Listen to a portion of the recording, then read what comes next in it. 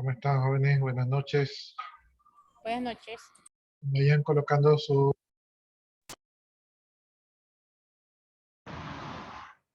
Y hasta mientras yo voy a conectarme para marcar su asistencia en el SIGA Instituto, en el SIGA JBA.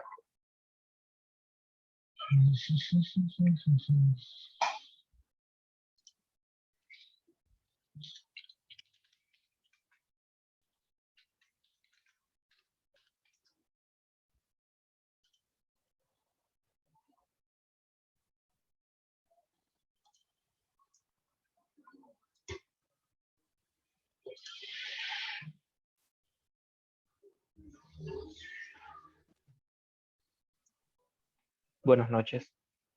Jóvenes.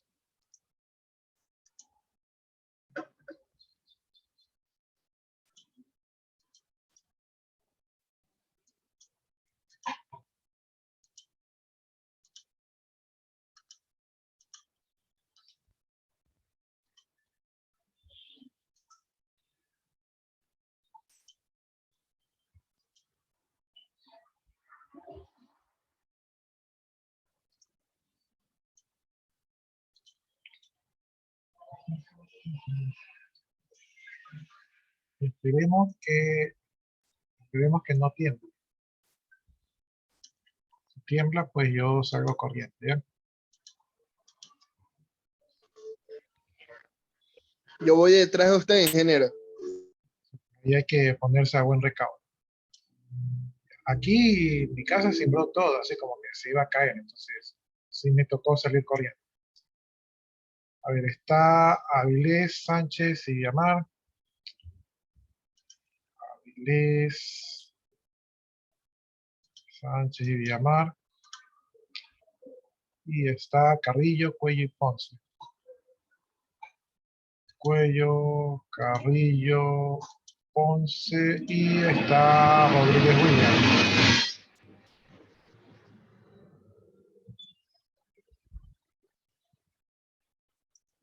Ya, entonces esas son las asistencias de hoy día. Y falta Anguieta, falta Chango, falta Girón, falta Rodríguez Damián.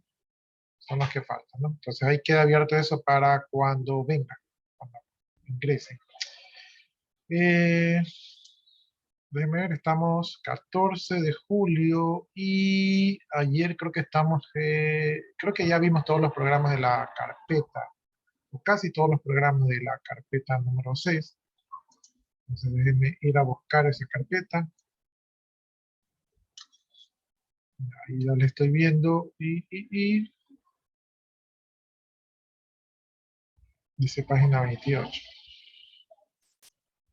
Buscar la página 28.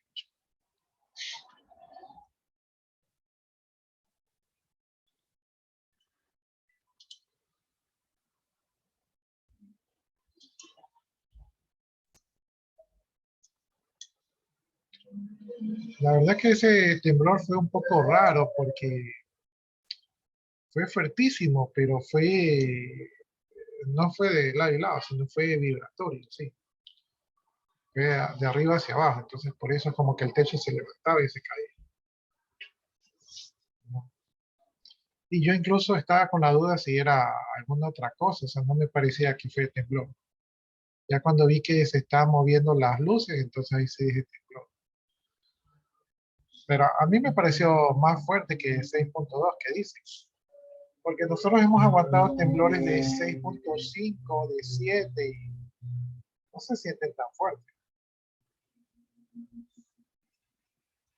Bueno, ayer estamos viendo este pseudocódigo para convertir de número a letra, ¿no? Entonces ahí ellos aplicaban una estrategia de utilizar 3 funciones para ir convirtiendo el dígito unitario, o sea, el nombre del dígito unitario, el nombre de los dígitos que van de 11 a 20, ¿verdad? Que se escriben de diferente manera, y los dígitos que terminan en decena, ¿no? Entonces, o sea, el 10, el 11 y así sucesivamente, ¿no? Entonces, basado en ese pseudocódigo, ¿verdad? Aquí está el pseudocódigo, que es más o menos como la programación, pero ya dentro de la programación vimos que el programa principal decía que mandaba un número de entero a string, ¿verdad? Y comenzaba a coger cada una de sus partes, ¿no? Entonces, si el número era mayor a 100, ¿verdad? Lo que cogía era la parte de la centena, ¿verdad? La parte de la centena,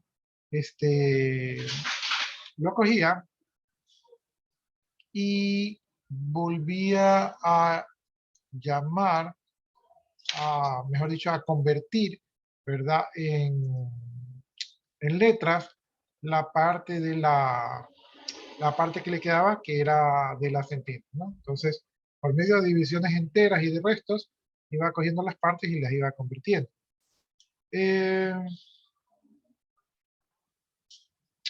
Ya, si el número era mayor a 20, entonces quiere decir que era 20, 30, 40, entonces, o sea, de ese tipo, entonces volvía a coger, a convertir esa parte, pero utilizaba ya no la función del dígito, que tiene solamente el dígito, sino que utilizaba la función que convierte a los números de 10, 20, perdón, de 20, 30, 60, 70, 80 y así sucesivamente, ¿no? Y cogía ya la parte de las centenas, pero en las partes de las centenas que estaban, ¿verdad? Entre 11 y 20, ¿no? Porque esas también se escriben diferente. Entonces, las partes de las centenas que van entre 11 y 20, llamaba una función que se llamaba TINNAME, ¿verdad? Y ahí convertía esos números, ¿verdad? El 11, el 12, el 13, que se escriben diferente. Y finalmente, si no quedaba centena, sino que simplemente quedaba unidad, entonces se volvía a llamar a la función DigitName. Y de esta manera, pues, con este pedacito de código convertíamos de números a letras. Por acá vemos ya el contenido de DigitName, ¿verdad? DigitName recibe un dígito, ¿verdad? Y simplemente retorna su equivalencia en letras. TinyName, ¿verdad? Recibe un dígito que va a ser de 10 para arriba, ¿verdad? Hasta el 19, y lo convierte en letra. Y ThingsName, o sea, el que ya trabaja con los números mayores a 20, ¿verdad? Recibe como parámetro, pues, el número y lo convierte a letra, ¿no? Entonces, este fue el programa que vimos ayer. Ya, de allí, ya, de aquí vamos a ver el alcance de las variables, ese es el tema que vamos a desarrollar el día de hoy, el alcance de las variables. Entonces, las variables, cuando utilizamos dentro de los programas, no son visibles dentro de todo el programa, ¿no? Las variables tienen un ámbito, es decir, tienen un espacio donde existen y hay otro espacio donde dejan de existir. Las variables se pueden declarar dentro de un método, que es lo que nosotros estuvimos viendo ayer, los métodos, ¿verdad? Y cuando las declaramos dentro de un método, estas variables se conocen como variables locales. ¿Por qué se llaman locales? Porque solo van a estar disponibles dentro del método, ¿no? Entonces aquí mismo lo dice, están disponibles únicamente dentro del método. Y las variables parámetros también son variables locales. Es decir, las variables que nosotros definimos entre los dos paréntesis del método también son consideradas variables locales, ¿no? Están un poquito más afuera, pero igual son locales. También nosotros podemos declarar variables dentro de un bloque de código. ¿Cómo se considera un bloque de código? Cuando abrimos con una llave y cerramos con una llave todo lo que está dentro de esa llave que abre y llave que cierra se considera un bloque de código, ¿no? Entonces estas variables tienen un alcance únicamente dentro del bloque, ¿no? Y las variables dejan de existir cuando se alcanza el final del bloque. Es decir, la variable empieza cuando comienza la llave y termina cuando se cierra la llave. Y también tenemos las variables que están fuera del método. Las variables que están fuera del método, es decir, que están declaradas, ¿verdad? A nivel de clase, se conocen como variables globales, ¿no? Y estas variables globales pueden ser llamadas y pueden ser modificadas en cualquier parte de los métodos subsiguientes. Ya, entonces aquí tenemos que sum dice que es una variable local en main. Entonces aquí está sum, ¿verdad? Si ustedes se dan cuenta, sum está creada entre la llave que abre y la llave que cierra del bloque main.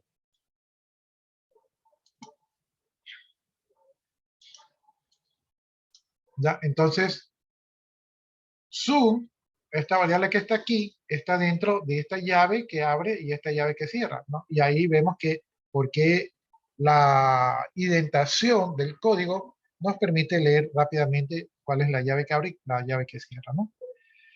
Y esta llave que abre y esta llave que cierra pertenece al bloque main.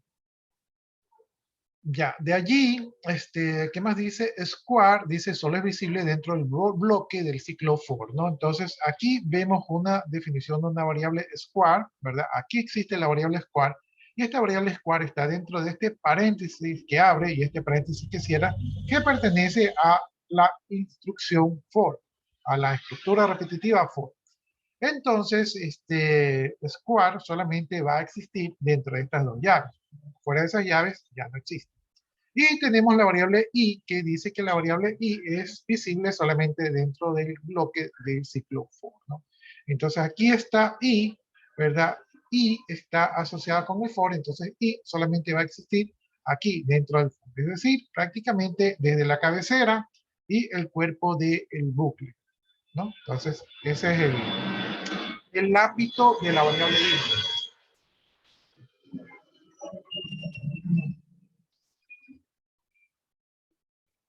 Ya, entonces aquí nosotros vemos el ámbito de Square, ¿verdad? Aquí, miren, aquí, de aquí a acá, Square vive, Square existe, ¿verdad? De la cabecera del for hasta el final del for, existe la variable i, y la variable sum existe desde el inicio del bloque del procedimiento main hasta el final del procedimiento main, ¿no?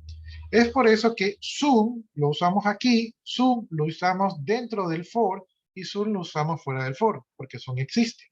En cambio, i solamente lo utilizamos dentro del cuerpo del for, del cuerpo del bucle, ¿verdad? Y square también solamente lo utilizamos dentro del cuerpo del bucle. Si nosotros refiriésemos a i o a square fuera del cuerpo del bucle, entonces nos daría un error o nos saldría una variable con contenido nulo, ¿sí? Porque para el compilador eso no existe, ¿no? Entonces, esos son los ámbitos de las variables, ¿no? Entonces, vamos a ver variables locales de métodos. Dice que las variables locales dentro de un método no son visibles para otros métodos, ¿no? Entonces, si yo tengo una variable en un método, entonces esa variable no va a ser vista por otro método. Aquí tenemos la variable seedLength, dice que va a ser local a main.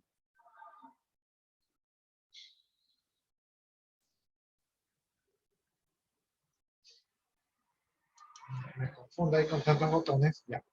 seedLength dice que es local a main, ¿no? Entonces, aquí tenemos el bloque main, ¿verdad? Y dentro del cuerpo de main tenemos la variable seedLength, ¿verdad?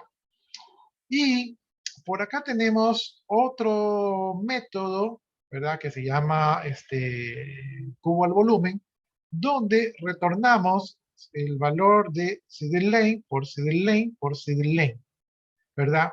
Pero lo que nos dice es que para este procedimiento, seedLength no existe, ¿no? Para este procedimiento, seedLength no lo reconoce por acá. O sea, no dice, ah, este seedLength de aquí es el mismo seedLength de acá, que vale 10. No, para cubo volumen, ¿verdad? Dice, oh, tengo que obtener el valor de seedLength, pero no lo veo, si no sé dónde está, no lo puedo encontrar. Y por lo tanto, esto de aquí daría error. ¿Ya? Porque este es un procedimiento o un método main y este de acá es un método volumen, ¿verdad? Entonces son dos métodos y entre métodos no se comparten sus variables porque su ámbito, ¿verdad? Sus ámbitos son diferentes, ¿no? Entonces como los ámbitos son diferentes, pues no se van a ver.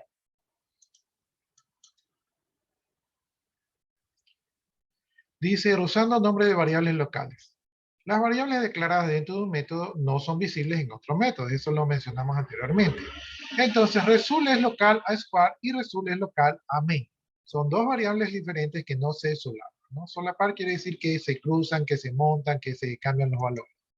Entonces, aquí en el método square, ¿verdad? Tenemos declarada la variable result, ¿sí? Y por acá en el método main tenemos declarada la variable result. Pero esta result no es la misma que la anterior y la result de arriba no es la misma que la de abajo, ¿no? Entonces, no son la misma cosa, son variables diferentes. ¿Ya? Entonces, como las variables no son, no son compartidas, ¿verdad? No son iguales, yo puedo utilizar el nombre de la variable en un método y puedo utilizar el nombre de la variable en otro método y puedo tener la confianza de que no se van a solapar porque no son la misma cosa, ¿no? Entonces, puedo reutilizar los nombres, ¿verdad? Sin perjuicio de que se intercambien los valores. ¿Ya? Entonces, ya sabemos que podemos reutilizar los nombres porque no se trata de la misma variable. Reutilizando nombres de variables de bloque. Las variables declaradas dentro de un bloque no son visibles para otros bloques, ¿no? En este caso, i está en el primer bloque y for está en el segundo bloque. Son dos variables diferentes y no se solapan, ¿no? Entonces, ya vimos nosotros que el ámbito de i va a ir, aquí está la primera i, y acá está la segunda i, ¿no? Cuando yo hago un for, inicializo i, y la vida de i va a durar desde este for hasta este cierre de llave, ¿no? Ese va a ser el ámbito de i. Aquí está, con esta llavecita, ahí nos indica el valor de i. Y por acá tengo otra variable i, cuya vida va a ir desde este for hasta esta llave, ¿no? Entonces este es el otro ámbito de i. Por lo tanto, este i de aquí no tiene nada que ver con el i de arriba, ni el i de arriba tiene nada que ver con el i de abajo. Van a ser dos variables diferentes, ¿no? Entonces no se van a solapar, ¿no? Entonces, tranquilamente puedo reutilizar esos nombres, ¿verdad? Porque sé que no va a pasar nada.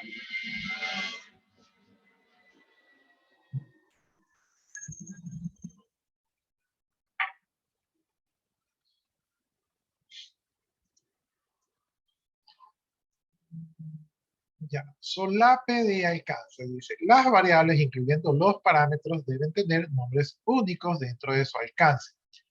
N tiene un alcance local y N está en un bloque dentro del alcance. El compilador va a dar error cuando se declara dos veces. Entonces vamos viendo eso aquí. Aquí tenemos el procedimiento sum of square o sumas de cuadrados. Entonces sum of square recibe como parámetro N. ¿Verdad? Entonces ya hablamos anteriormente que n va a ser de variable local para este procedimiento. Y dentro de este procedimiento, ¿verdad? Aquí, dentro del for, ¿verdad? Aquí abre el for, acá cierra el for, tenemos la declaración de una variable llamada n. Entonces el compilador va a decir, oye, pues, ¿qué onda, programador? Porque aquí declaraste n, pero acá vuelves a declarar n. Entonces, ¿a quién le hago caso? ¿Aquí o acá? Porque ambas se pueden utilizar, ¿sí? Entonces, la primera variable, pues, tiene un alcance, ¿verdad? Desde el inicio del método hasta la llave que cierra el método que está por acá. Y la segunda tiene un alcance, ¿verdad? Del cuerpo del for, ¿no? Desde donde empieza la declaración, ¿verdad? De esta llave hasta donde se cierra la llave del for. Sin embargo, estamos hablando de la misma dirección de variable para el mismo ámbito compartido, ¿no? Entonces, cuando yo me refiero a n, el compilador dice, tú quieres que yo obtenga el valor de n, pero ¿te refieres a esta n de aquí o te refieres a este n de acá? ¿No? Entonces, para los compiladores no pueden haber cosas ambiguas, entonces esto de aquí daría un error.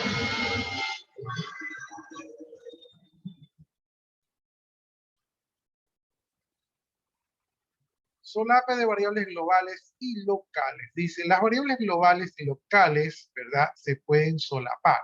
La variable local sen se utilizará dentro de su alcance.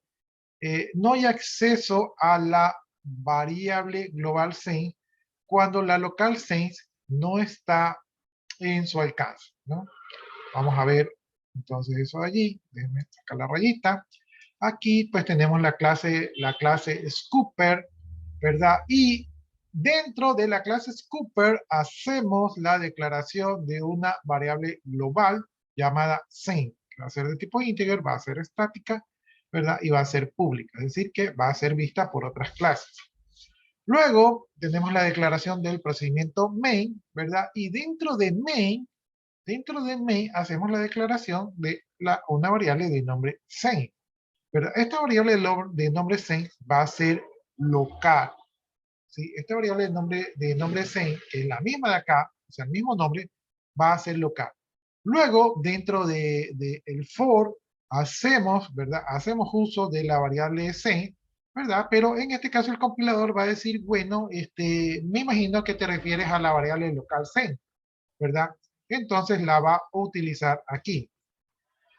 Y luego va a imprimir la variable sense, ¿verdad? Y la variable sense, como está dentro de main, pues va a decir, ah, me imagino que te refieres a esta de aquí, ¿no? Entonces, el ámbito de sense va a estar restringido a el ámbito del procedimiento main, es decir, al inicio y final de main, y la variable global sense va a estar restringida, ¿verdad? A todo lo que tiene que ver con el espacio de la clase, ¿sí?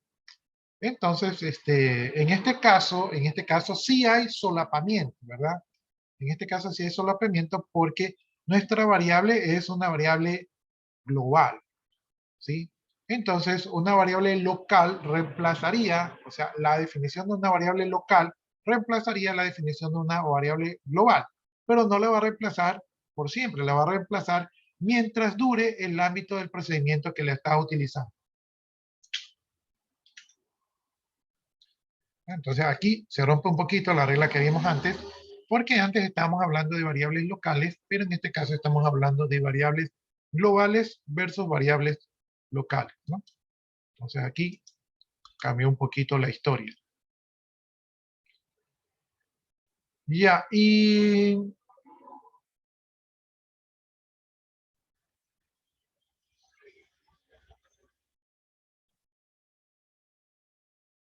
ya, vamos entonces a entrar a otro tema que son algoritmos recursivos. Me imagino que ustedes en algún momento tenieron que ver algo de la recursividad. La recursividad son esos métodos o funciones que se suelen llamar a sí mismos, ¿sí? Entonces es un poco raro porque se llaman a sí mismos, ¿no? Entonces se crea una especie como de pila, de puntero hacia sí mismo y se hacen llamadas consecutivas, ¿no? Pero esas llamadas consecutivas tienen que tener una condición de terminación, porque no pueden seguir hasta el infinito porque si no ocurriría un desbordamiento de memoria. Bien, algoritmos recursivos dice que son algoritmos que expresan la solución de un problema en términos de una llamada a sí misma, ¿verdad? Eso se conoce como una llamada recursiva o recurrente. El ejemplo típico, pues, son los números factoriales, ¿no? Ya saben ustedes que n, con signo de admiración, es la representación de un número factorial, ¿no?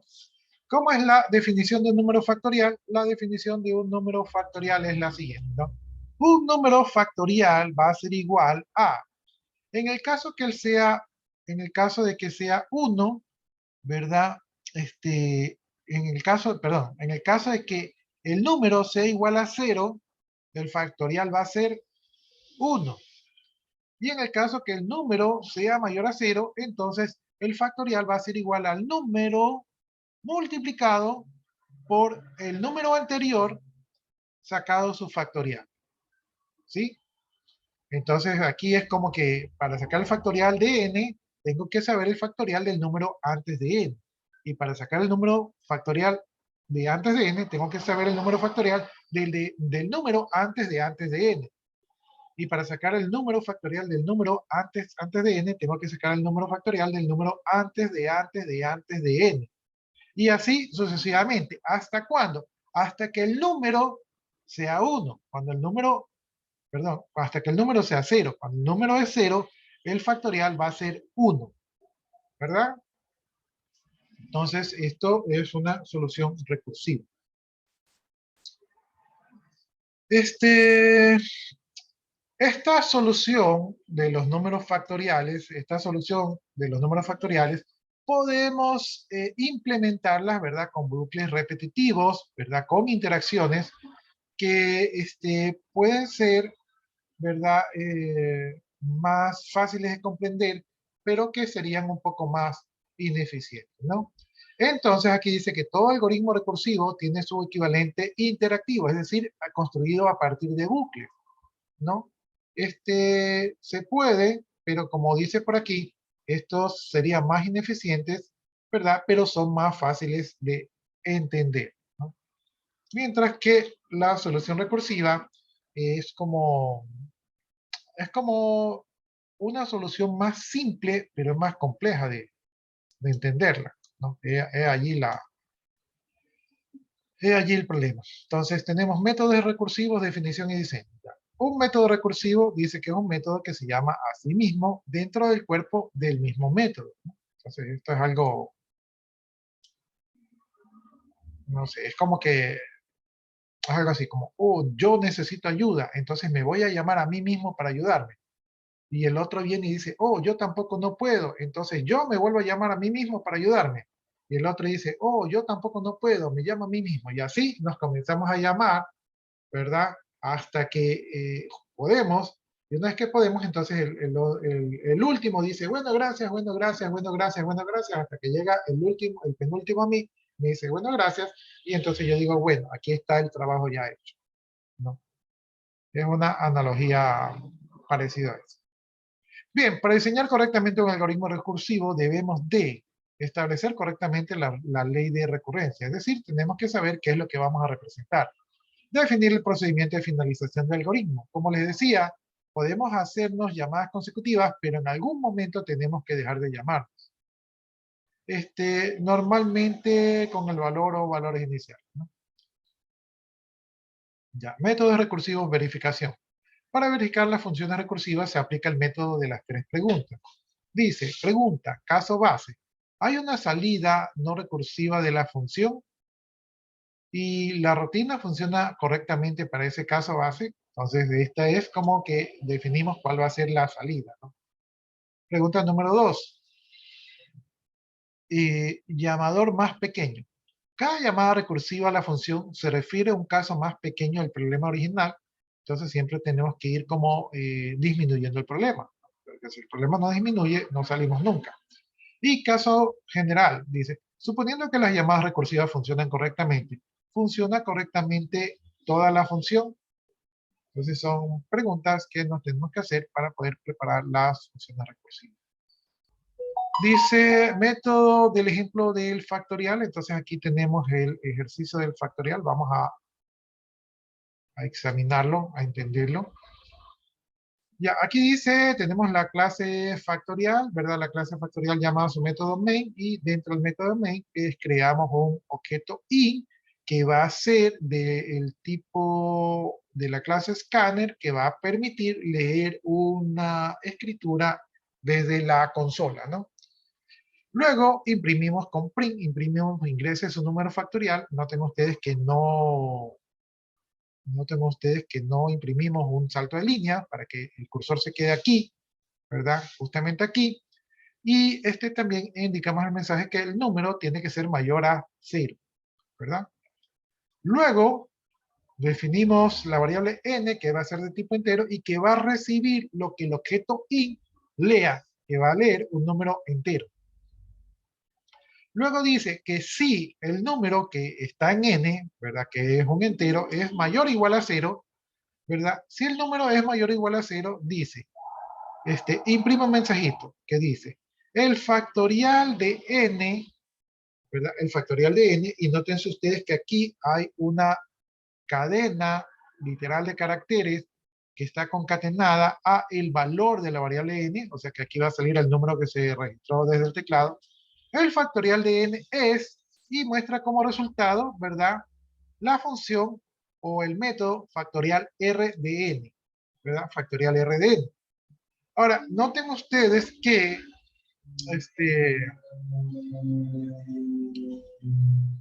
ahí me salió el mensajito que nos quedan 10 minutos. Noten ustedes que estoy enviando como parámetro el número n, ¿verdad? Para calcular su factorial. En el caso de que n no sea mayor o igual a 0, quiere decir que n sea negativo, entonces aquí mando un mensajito, ¿verdad? que el número debe ser mayor o igual a 0 porque no se puede calcular el factorial de un número negativo. Ya. Por acá abajo tenemos la función factorial de R, ¿verdad? Factorial de R, no sé qué representa R, representará un número real. Bueno, tenemos que la función factorial de R recibe como parámetro n, que va a ser de tipo long, ¿verdad? Es decir que esta n que leímos por el teclado, la mandamos como parámetro de entrada a la función R, ¿verdad? Y lo que hace la función R es que si el número n que recibimos es igual a 0, entonces retornamos 1, porque el factorial de n igual 0 es 1. En el caso de que n no sea 0, entonces llamamos al factorial de n por el factorial r de n menos 1. O sea, el número que recibimos por el factorial del número anterior, ¿verdad? Esto quiere decir que la función va a venir por acá, va a venir por acá, va a venir por acá, por acá, por acá, por acá, por acá, por acá, por acá, y se va a llamar a sí misma, pero ahora con el parámetro n menor.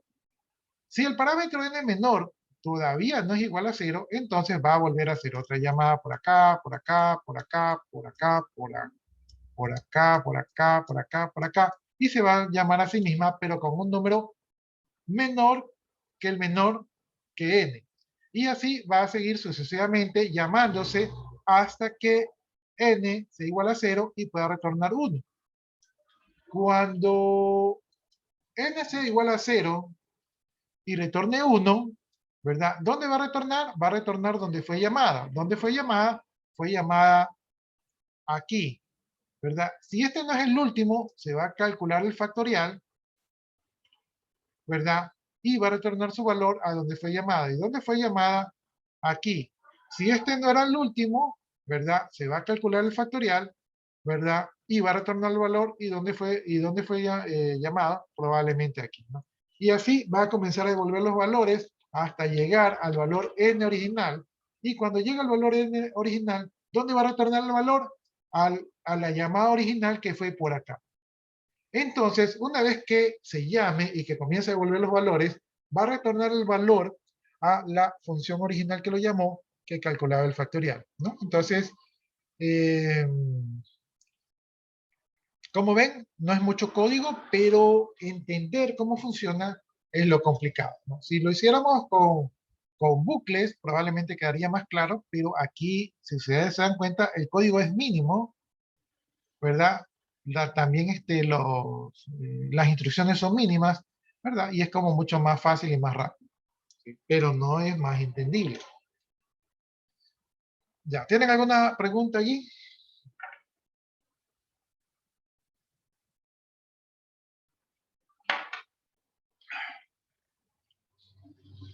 Si no tienen ninguna pregunta,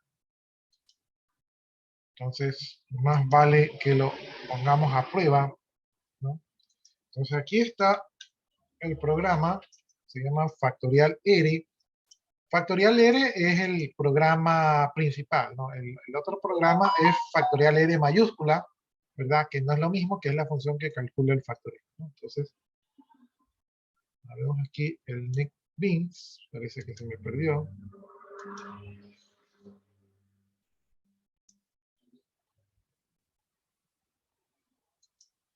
Estos son los programas de ayer.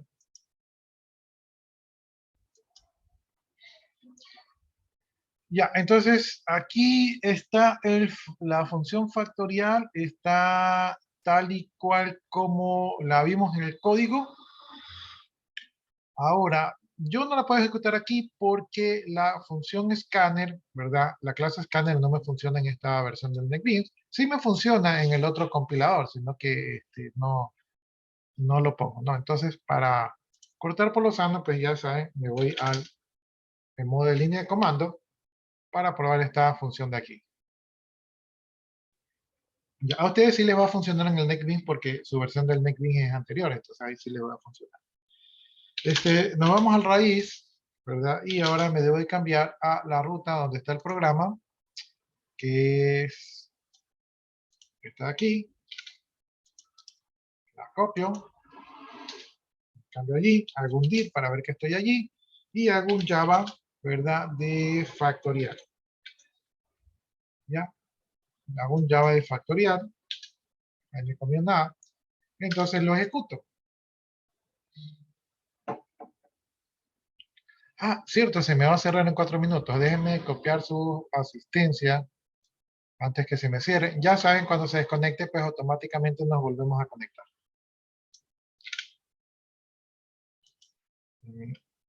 Copiar su asistencia. Ya, ahí copié su asistencia, entonces... Ya, allí ya está el programa y me pide que ingrese un número para calcular el factorial. Vamos a ingresar un número no tan grande y vamos a poner el 8, ¿ya? Ya, y dice que el factorial del 8 es el 40.320, ¿verdad?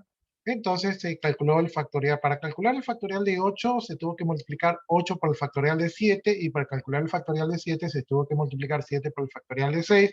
Para calcular el factorial de 6 se tuvo que calcular 6 por el factorial de 5. Para calcular el factorial de 5 se tuvo que multiplicar 5 por el factorial de 4. Para calcular el factorial de 4 se tuvo que multiplicar 4 por el factorial de 3. Para calcular el factorial de 3 se tuvo que multiplicar 3 por el factorial de 2. Para calcular el factorial de 2 se tuvo que multiplicar 2 por el factorial de 1. Para calcular el factorial de 1 se tuvo que calcular el factorial de 1 por el factorial de 0. Y el factorial de 0 es 1.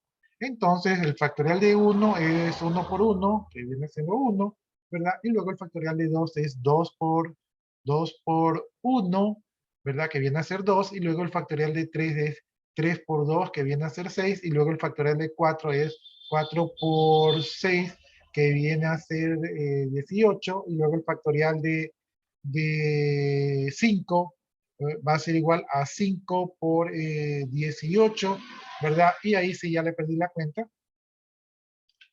Entonces, vamos a hacer esto con el factorial de 4. Me parece que el factorial de 4 era 18 por 4, ¿no?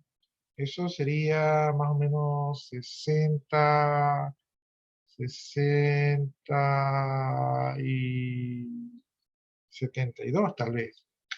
Vamos a probar. Ah, no, me equivoqué. El factorial de 4 es 24. Ya, entonces yo por ahí me fui un poco, por ahí tengo que haber calculado algo más. Algo más. ¿Ya? Entonces sería 4 por el factorial de 3, ¿verdad? Y el factorial de 3 era 3 por 2, que era 6, ¿verdad? Y 6 por 4 es 24. Sí, entonces ahí está. Sí, está bien calculado el factorial. Sí, yo me equivoqué cuando dije 18. Ya, listo. Entonces hemos visto que sí funciona la función factorial, ¿verdad? Entonces me queda menos de un minuto. Bueno, me queda casi un minuto, entonces ahí se las voy a copiar para que, si ustedes pueden, se la descarguen antes de que se cierren, ¿no? Y si no las pueden descargar, pues ahí me avisan, ¿no? Entonces se va a cerrar en menos de un minuto, aunque estos minutos se hacen largos, no se cierra tan rápido, ¿no? Ahí es donde el minuto se hace largo. No sé si tengan alguna pregunta, inquietud. Ya saben, se cierra y nos volvemos a conectar.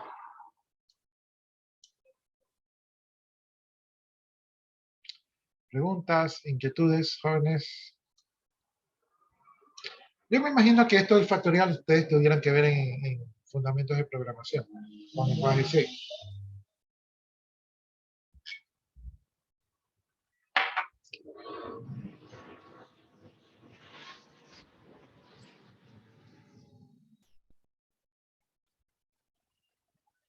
Bueno, entonces, si no hay preguntas, se va a cerrar y nos volvemos a conectar, ¿ya? O sea, ahí los espero, jóvenes, cuando se cierre, nos conectamos inmediatamente.